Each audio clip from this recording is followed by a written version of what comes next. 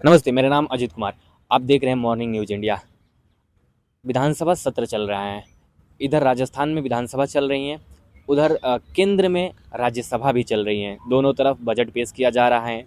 लेकिन विधानसभा सत्र और राज्यसभा सत्र में बजट पे बात होने से ज़्यादा, मुद्दों पे बात होने से ज़्यादा हमारे नेता कंट्रोवर्सी पे बात कर रहे हैं। अभी औरंगजेब की कंट्रोवर्सी हो रही थी। फिलहाल अभी औरंगजेब की कंट्रोवर्सी के बीच में ही राणा संगा और बाबर की कंट्रोवर्सी तूल पकड़ लिया है।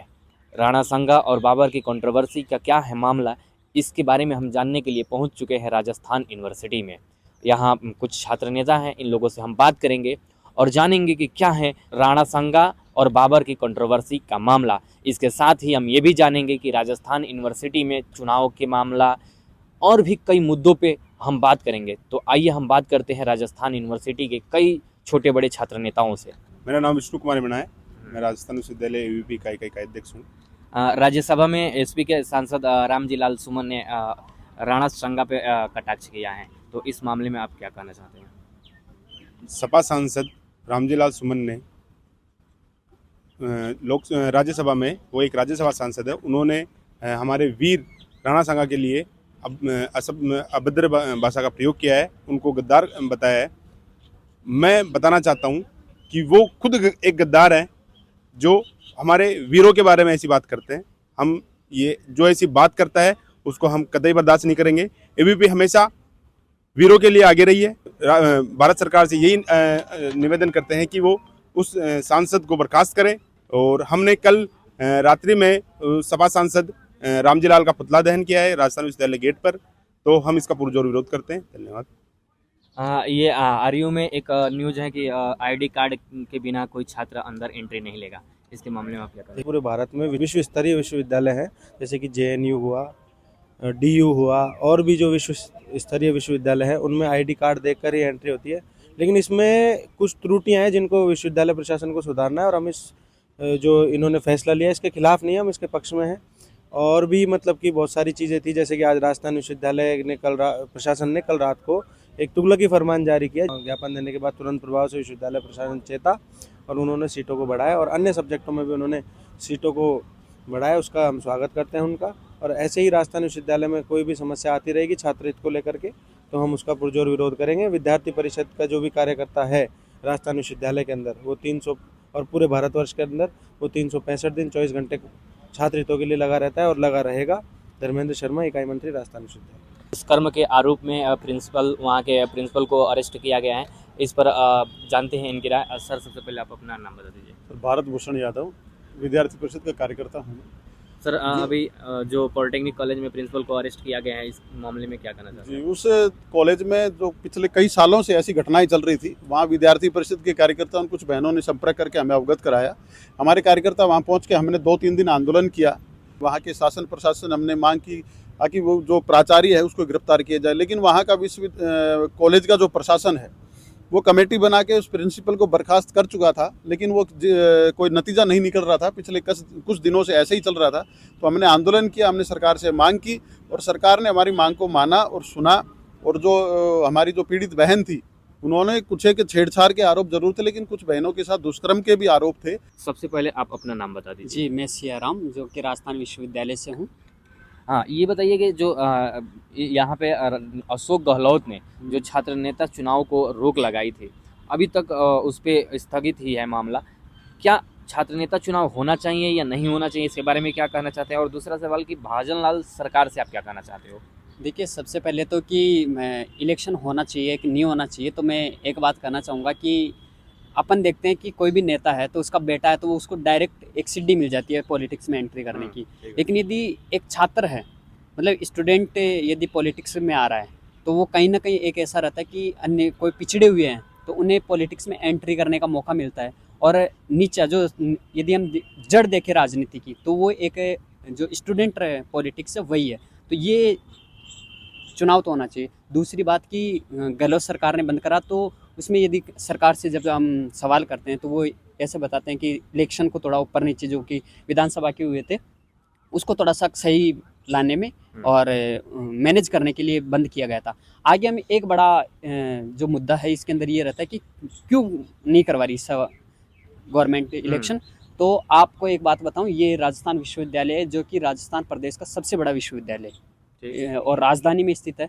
तो यदि यहाँ पे इलेक्शन जो भी गवर्नमेंट है, जैसे आप बीजेपी ले लीजिए, चाहे कांग्रेस ले लीजिए, कोई सी भी गवर्नमेंट है, उसी की जो संगठन है, विद्यार्थी संगठन है, उसका यहाँ पे इलेक्शन वो हार जाती है, तो वो उसके ऊपर एक कलंक जैसा प्रतीत होता है कि आपकी यहाँ पे स्टूडेंट के बीच में उनकी जो छवि है वो कम हो जाती है।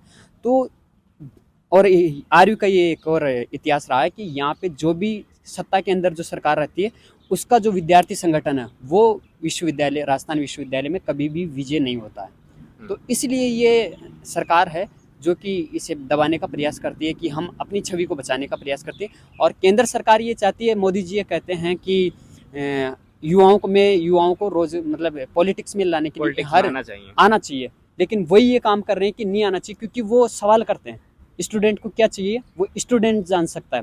वो अपनी आवाज़ को रखना चाहता है, लेकिन उसको दबाने की पूरी कोशिश की जाती है।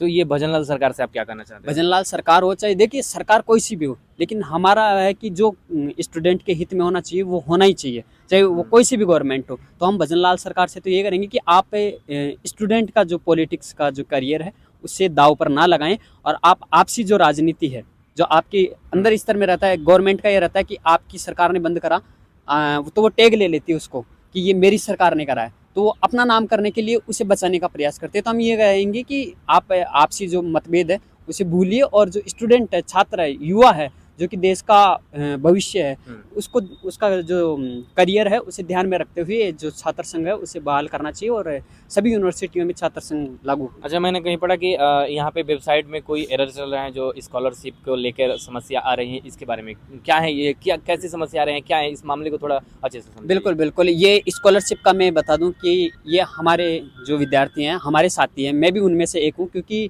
ग्रामीण क्षेत्रों से बच्चे आते हैं, क्योंकि यूनिवर्सिटी में कोई ऐसे एडमिशन नहीं होता है, एंट्रेंस देना पड़ता है। यदि आप यूजी में एडमिशन लेंगे तो आपको अच्छी रैंक लानी पड़ेगी। जो मेरिट में आते हैं वो बच्चे आते हैं, वो गरीब परिवार के बच्चे जो कि मेहनत करते हैं कि हमें विश्वविद्यालय के जो राजधानी है उसके कॉलेज में जाने का मौका मिलेगा, क्योंकि सरकारी कॉलेज में आएंगे तो पूरी सुविधाएं मिलेगी, स्पोर्ट्स की मिलेगी, आपको एकेडमिक मिलेगी, हर चीज़ में मिलेगी। अब कई सारे डिपार्टमेंट है जिसमें SFS लागू कर रखा है, जो कि सेल्फ फाइनेंस कोर्स होते हैं।